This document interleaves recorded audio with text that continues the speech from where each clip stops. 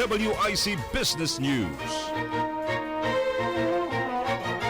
Ating pang business news, inflation rate sa bansa posibleng bumilis na naman sa mahigit 7%. Alamin po natin ang kabuuan ng detalye mula kay Reabel Medina.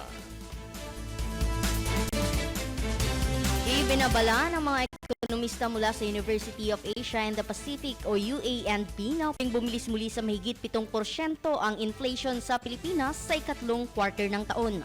Batay sa ulat ng UANP, maaaring tumaas ang presyo ng mga bilihin at serbisyo dahil sa panibagong tensyon sa Middle East na nagpapataas sa presyo ng langis sa pandaigdigang merkado.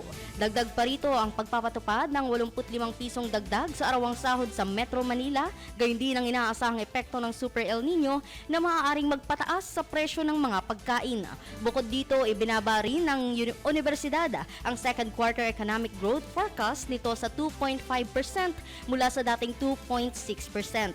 Kung may isa sa katuparan ng naturang pagtataya, ito na ang magiging pinakamahinang paglago ng ekonomiya ng bansa sa loob ng 5 taon. At yan ang ating business news. Para sa Boses ng Pilipino, nagbabalita ng todong lakas. Reabel Medina sa bagong tunog ng DWIZ 882.